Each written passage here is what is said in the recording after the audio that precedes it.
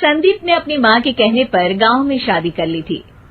लड़की का नाम था सुनीता। माँ का कहना था एकदम मॉडर्न बहू नहीं होनी चाहिए, लेकिन उन्हें नहीं पता था कि गांव से आने वाली बहू सुंदर सुशील तो होगी और उसको गांव से बाहर भी निकाल लाएंगे, लेकिन उसके अंदर का गांव कैसे बाहर निकलेगा। शादी के कुछ दिन बाद, माँ टिफिन तो देना जरा। बेटा अब तो स्कूल नहीं ऑफिस जाता है, माँ से नहीं अपनी बीवी से टिफिन मांगा कर। ओके माँ। सुनीता टिफिन ले आओ। एक किलो टिफिन, इसके अंदर पिस्ता डाल दिया है। पिस्ता? पिस्ता क्यों? सास जी ने बोला था ना कि आपको पिस्ता बहुत पसंद है। ओहो, मैंने पिस्ता नहीं पास्ता बोला था, पास्ता। पास्ता? कहीं होता है पास्ता? अरे बेटी तू रहने दे, मैं बना दूंगी।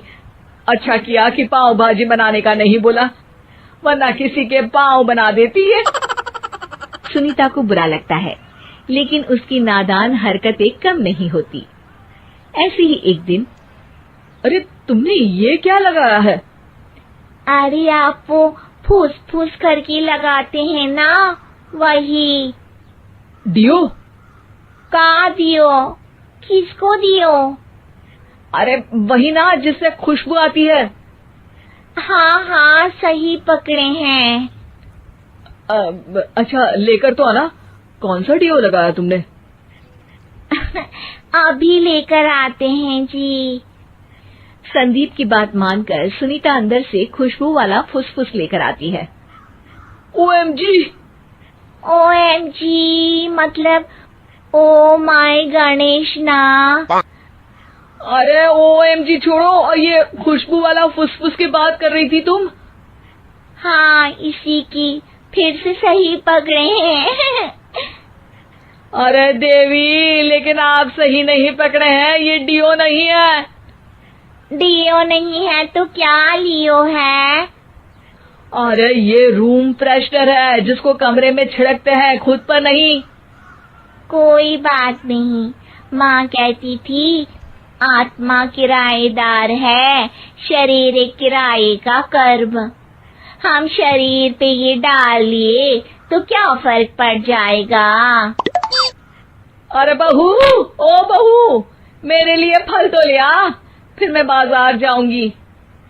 सुनीता अपनी सास के लिए फल लेकर आती है। अरे बेटा, पपीता, तरबूज और सेब फल ऐसे कैसे खा लूं? काट कर तो लिया। माँ जी, मेरे गांव में तो खेत से उठा के सीधा खा लेते हैं।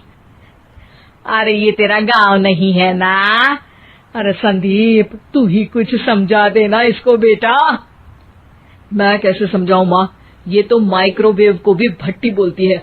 कल मैंने बोला हाय कैसी हो, तो बोलती है किसी को हाय नहीं लगानी चाहिए। अरे सुनीता, तेरा क्या होगा? अभी तो कैसे बताऊं माँ जी, अभी हम कुछ करेंगे फिर पता चलेगा क्या होगा, लड़का या लड़की। हे भगवान, कहाँ से आ गई ये? रामपुर से जी, आप ही तो लेकर आए थे मुझे। अरे मुझे माफ कर दो। पहले कोई गलती तो करिए जी, आपकी तो सारी गलती माफ कर देंगे हम। हाँ अरे बहू, मेरी बात सुन। फल यानी कि फ्रूट जब भी लाए ना तो काट कर लाना, ठीक है? जी ठीक है माँ जी, फल यानी फ्रूट यानी काट के लाऊंगी। सुनीता रोज ही कोई ऐसी हरकत कर देती जिसकी वजह से उसे घर में दो बातें सुननी पड़ती। एक दिन, माँ, मेरे बॉस घर पर आने वाले हैं शाम को। उनका बर्थडे है, फैमिली साथ नहीं रहती उनके, तो यही पार्टी कर लेंगे। उनको अच्छा लगा तो शायद मेरा प्रमोशन भी हो जाएगा। मैं ना फ्रूट केक लाकर फ्रिज में रख दूंगी और तेरे साथ आज खाना मैं बनाऊंगी, ताकि जब साहब आए तो खाने में कोई गड़बड़ ना हो। शाम को जब सारी तैयारियां हो जाती है, संदीप के साथ बड़े साहब भी घर आते हैं। फ्रूट केक तो ले आना बहू, फिर खाना खाएंगे। अरे इस सब की क्या जरूरत थी, आपने बुलाया वही काफी है। सर, आपका परिवार शहर में नहीं है तो हम ही आपके परिवार जैसे हैं सर।